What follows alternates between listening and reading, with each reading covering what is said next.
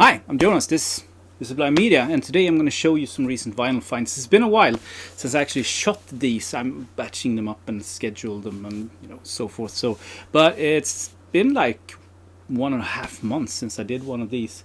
I've been super busy with the shop sublimemedia.se. Check it out. But today I'm going to do recent vinyl finds, and what that is, if you're new to the channel, is that I show you the stuff that I actually bought for myself to add to my collection. So the routine is I buy a record, I clean that record, I play it several times, and I put it aside, and then I show you the records before I can file them. So it's filing time, it's been piling up. So before I continue, obviously subscribe if you haven't subscribed, give the thumbs up, and also comment if you know any of these records. It's going to be a pretty awesome mixed bag in this case, and I'm going to go through them in no particular order actually, except for the last two. I'm saving two really rare 90s records till the very end, so stay tuned for that.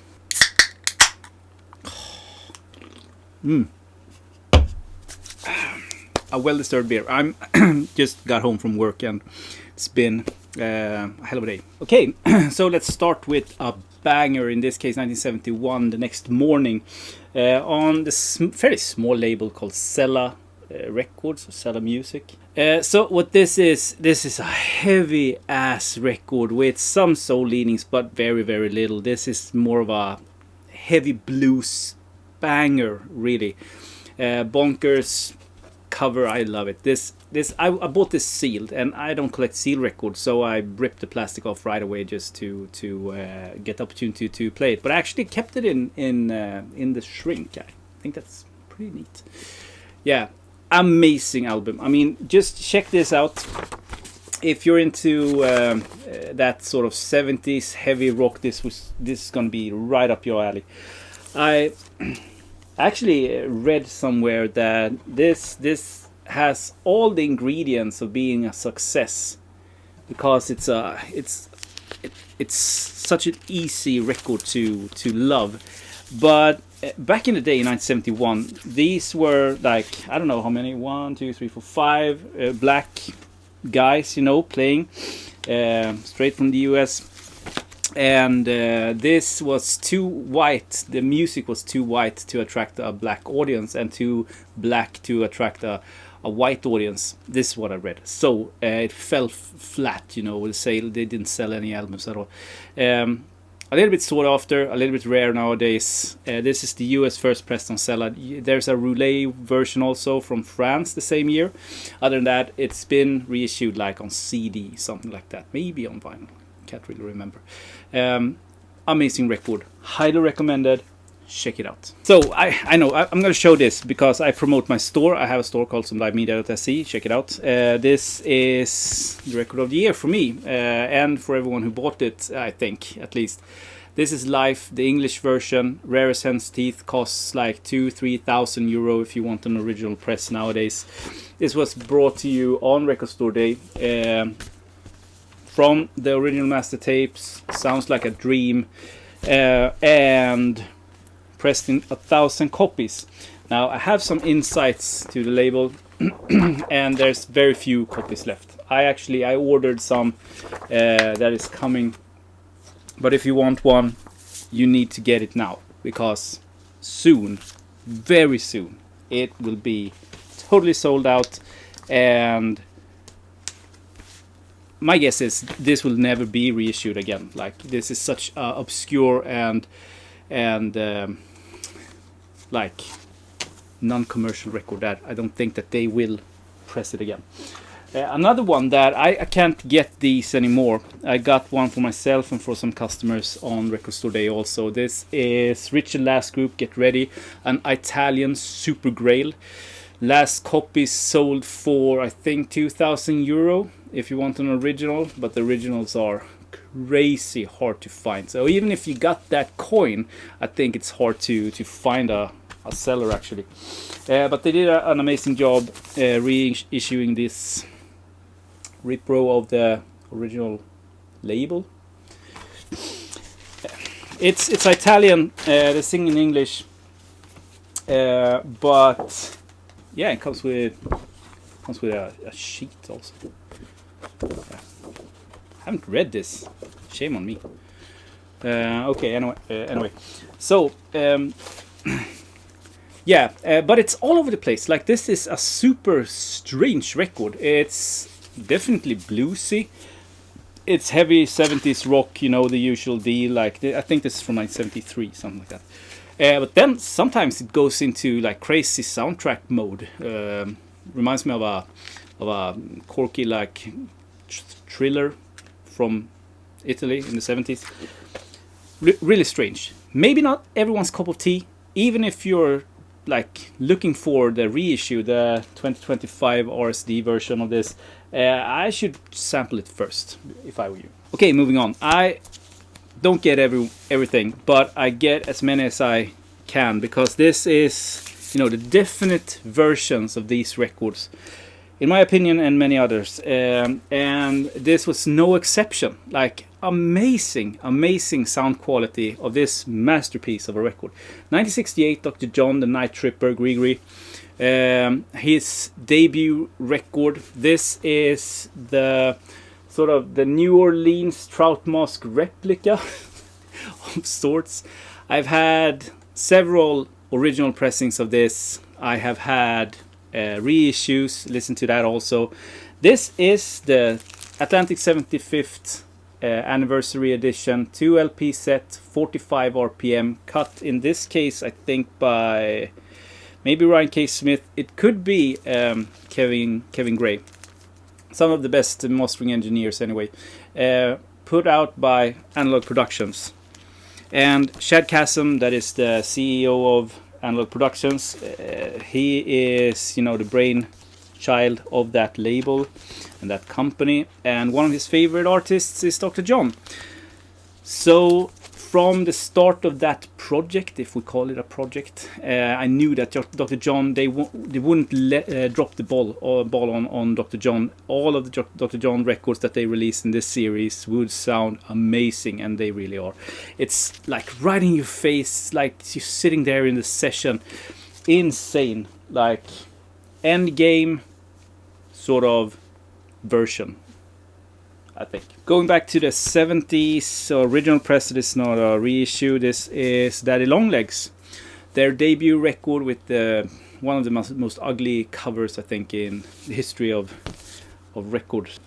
This is not a 10, in my opinion. Like, I even struggled with this, because every other song I think is amazing, but they get into these like humor bits, and it's just not my humor. So this is not like the sort of sophisticated poop humor that Frank Zappa had. This has just like poop humor.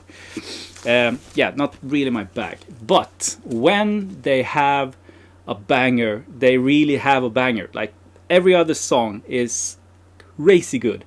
So I was like, should I keep it? Should I sell it? I didn't know. So, but I'm keeping it. The tracks that are amazing are worth the admission alone. Like, and this is not a expensive record, not at all. And it's funny because it's a US band. They went to London, so they recorded this and released it in the UK, I think. So I think that all like, with all that facts, it's like a UK band, but they are all from the US. So it has sort of a strange production and twist to it. It's hard to put it in words, but yeah. Okay, moving on. This is also a original press. Found this in a collection that I bought. Couldn't like, because these are not super rare. Like, you don't have to pay up for these, really. So I couldn't really let it go. I had to, because I don't have a copy in my collection. So this is the Moody Blues, the magnificent Moodies, and this is actually a first mono press, if I'm not mistaken, on the red Decca label, in fairly good condition. Like, it's not in perfect condition, but I've seen copies of this. I've sold copies of these. and they are always beat. They were hugely popular. I think that you didn't get much records back in the day, and the ones you got, they got played. You didn't have the audiophile equipment like we do today. So with all that adding up, you have a shit ton of beat copies of these records. So I was kind of glad to find one that played good. Okay, this is cool. For some different reasons. This is like 60s. This is 62, I think. So I find myself a copy of Caroline Hester's self-titled record, maybe. Yeah, I think so, on Columbia Records. I think I paid like €6, €7 for this, something like that. It was not expensive at all, and I've had reissues in the shop of this. I sort of thought of like keeping one for myself, but I didn't, and then I found this, and I'm a happy camper, you know. This is a fantastic folk record. Like, it's not a 10, definitely not. Like maybe a 7, like hard 7 maybe. But it's a demo or demonstration, not for sale, so a promo copy. So that's pretty neat. Like US first press, 6i Columbia, and not a white label promo, but a demo not for sale copy. As you can see there, in great condition. Like, sounds great, and some of the songs are amazing. If you want to sample this, I would go for Dink's song, definitely. I'll Fly Away, the first one, is also very good. But Dink's song, if you've seen Inside Llewyn Davis, the Coen Brothers movie, you will recognize the song. So folk, US, sing-songwriter, great. Okay, moving on. This is, let's label this as a private press record. But I don't think it's private pressed. I think it's a very small label, like very, very small label.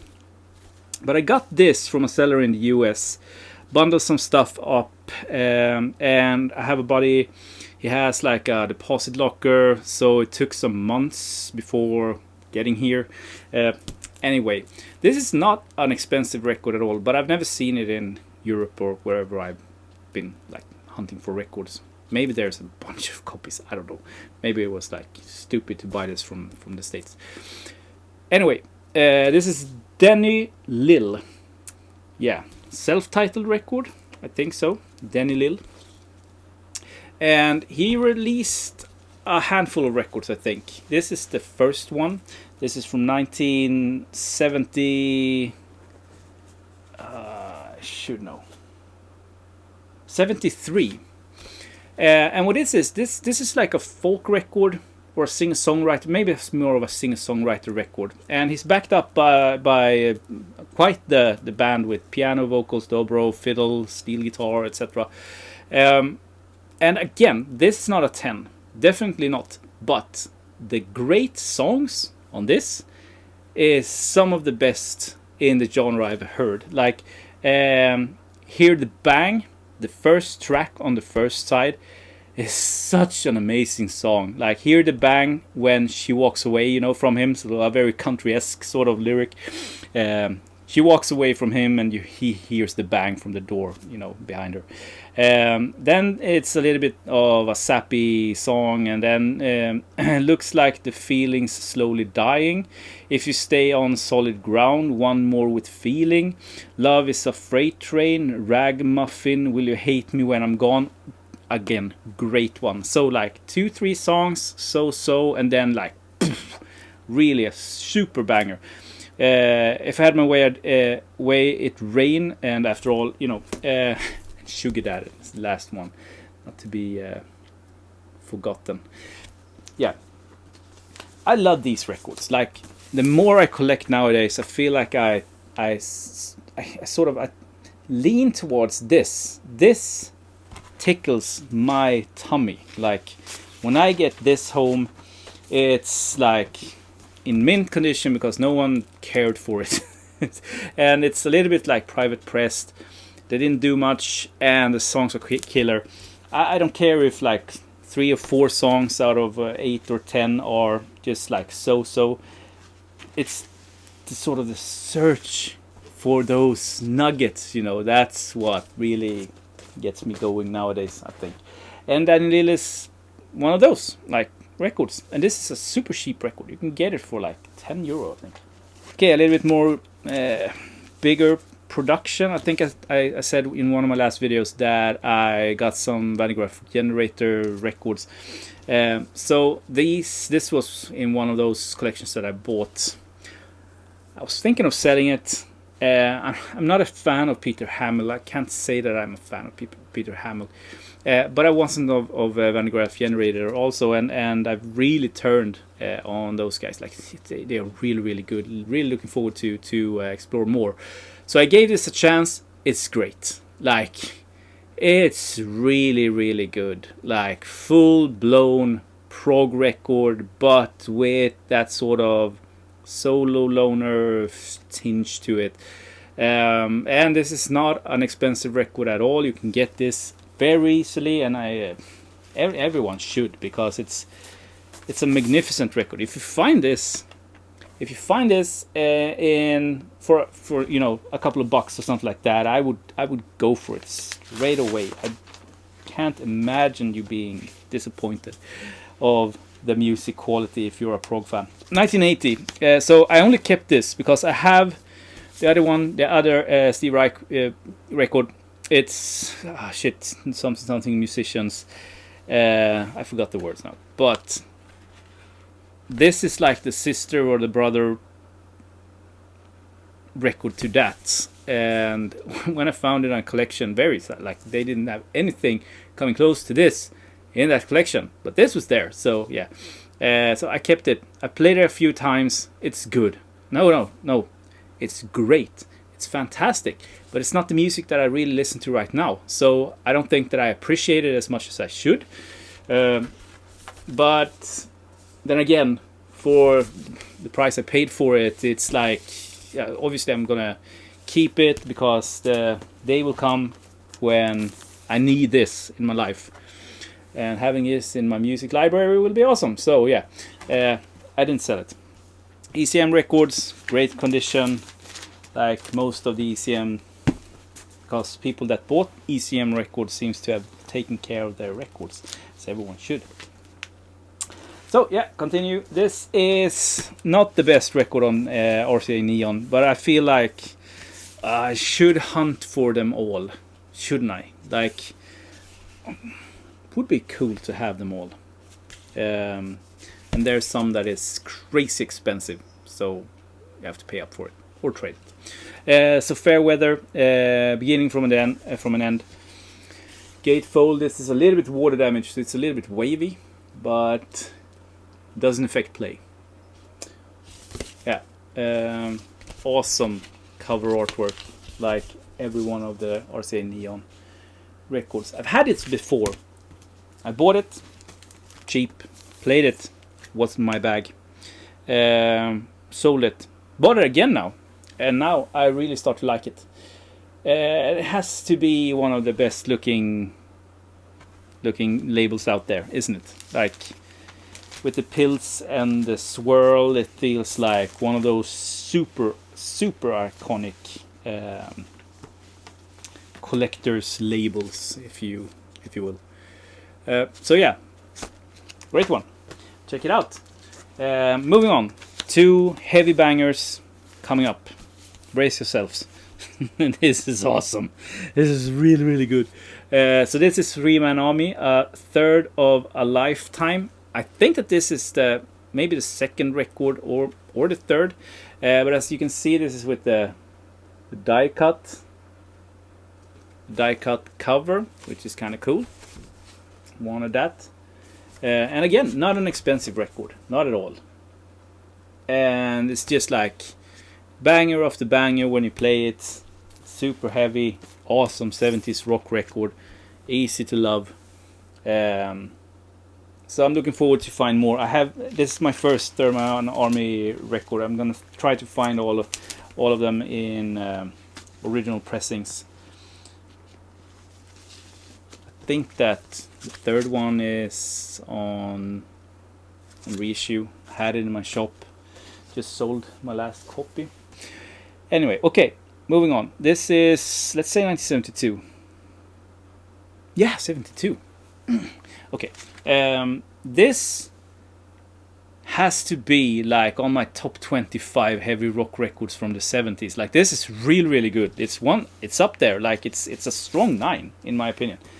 Amazing record. Had it, sold it. Why? Because the pressing quality sucked. It didn't sound good, and I was just like, can't stand it. I have to sell it. So I sold it. And later down the line, I realized that if I want this in my life, I just have to live with it, because it's a Dynaflex record, and all Dynaflex records, or most of them at least, sounds like shit. This sounds a little bit better than the version or the cover the copy I had, because this is in a little bit nicer condition. But anyway, it still sounds like pretty dull.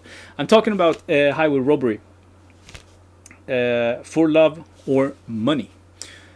This looks like your grandma's sort of knitting picture on the wall, but with like biker guys. No, this is a Native American. This is a glam guy, and this is someone who worked as a roadie for Allman Brothers. It looks like that anyway. But this is such a heavy trio. Just listen to Mystery Rider, the first tune. It's like amazing. And sure, this costs maybe €50, like between 30 and 50 euros for a nice copy if you're lucky. Like, maybe if you want it like this, you have to pay a little bit more on Discogs, but if you wait, you can get it for like below €50, and it's so damn worth it. So not like super expensive at all. A bit of a collector's item, but not a collector's item. Like, I paid. I mean, you can, if you buy a new Rihanna record today, it's like €50. So getting this from 1972, original press, that has stand the test of time, not died along the way, for the same price as a new record, is just like, so it's not an expensive record, not at all. Get it. I think that there is a big sort of buzz right now about Vinyl Me Please. Because I think that Vinyl Me Please, when you see this, they are dead and gone. Like, they don't exist anymore. And the people are upset. I get it. I got maybe 5 or 7 records from Vinyl Me Please. It's never been a European label. It's never been for us outside of the US. And I have one buddy that I know subscribed to Vinyl Me Please. But other than that, it's like, so yeah. But I don't want to spread misinformation. So do your own research. This is what I've heard. Anyway, I was so glad that I managed to buy this really, really good reissue, sounding wise, and also packaging, of Towns Van Zandt live at the Old Quarter, Houston, Texas, 1975 or 77, something like that. It's one of my favorite live albums of all time. Maybe one of my favorite albums of all time. And I had a reissue, never had an original press. Still looking. If you have one, PM me for sale. Yeah, so I'm still looking for that. But until then, this will do just fine. So it comes with a hype sticker and a resealable, like, with a flap. But this is like, Gershon do this perfectly. This is more like, flimsy. Anyway, so this is pressed 2 LP set, black and white Galaxy vinyl. It's on there, so I can't show you. But cut by Ryan K. Smith at Sterling Sound. Sounds amazing. Like, it doesn't sound amazing, but it sounds as good as I think they can make it sound with the tapes, like, or the digital copies that they have. Like, whatever the source is, I'm pretty sure that they have done all they can with these pressings. So this is the best it will sound. I think so, at least. Like, I think you can take my word for it. And the Vinyl Me Please, like, these small booklets. I love it. They do like their packaging and their will to press good sounding records. Like it's great. So unfortunately, the business side of things got the best of them, I guess, and they are now dead. But don't take my word for it. 2 more to go. I'm gonna talk about these very fast because I don't have much to say about them. So I bought a small collection of heavy metal. I paid up for it. It was not a cheap little collection of like 19 records, something like that. But I did it. I took a chance on it. And the main reason why was that my goal was to sell the other like 17 records to keep 3. And these are 2 of those 3 records. So I think I sold like 6 or 7 of those other records and actually got my money back. So they were super rare metal records, and in perfect condition, like mint condition. So they have gone to great homes, and I get to keep these. So I'm happy. And what I'm talking about is a first European press of Bruce Springsteen in concert from 1993.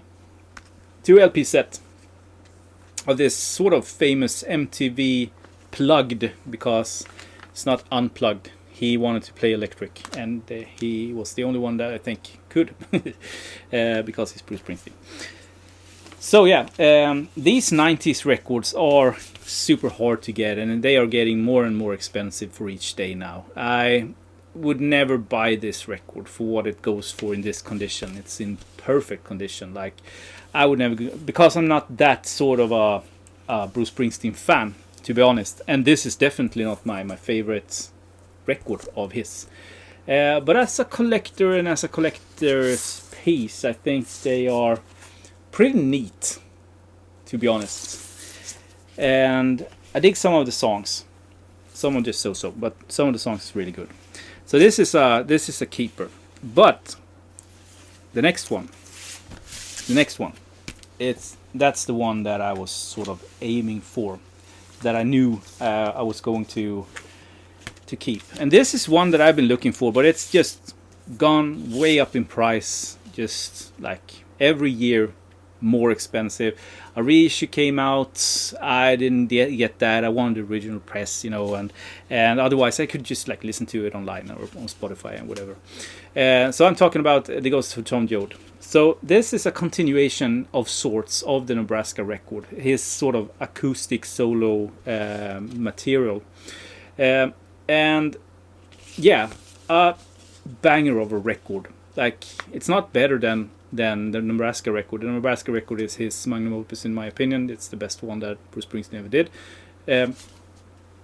But yeah, one of the best ones. And as a collector of rare records, it's kind of cool to have. So I missed the opportunity back in the day. Now I have it. So yeah, so I had to pay up, but I sold the other records and got my money back. So this was sort of my payment for that job, and then some, to be honest. So yeah, Ghost of Tom Joad, awesome. There's one more that I'm going to show you at another time if I get a chance, because that's sealed, and I don't know if I'll sort of sell it and buy one that isn't sealed, because the sealed ones goes for insane money. Anyway, so that's it. I hope you enjoyed that long one today, but mixed bag. Hopefully there was something you enjoyed, and if you have any of these or have opinions on any of these, please let me know. Just write down in the comments and we'll have a discussion going. I kid you not, I answer every single comment I get, even when I get like 50 or 100 comments. Those videos, like, I answer every single comment. Try me out. So have a great day, everyone, or night, or wherever you are, and play some records. And I'll talk to you in my next video. Have a great day.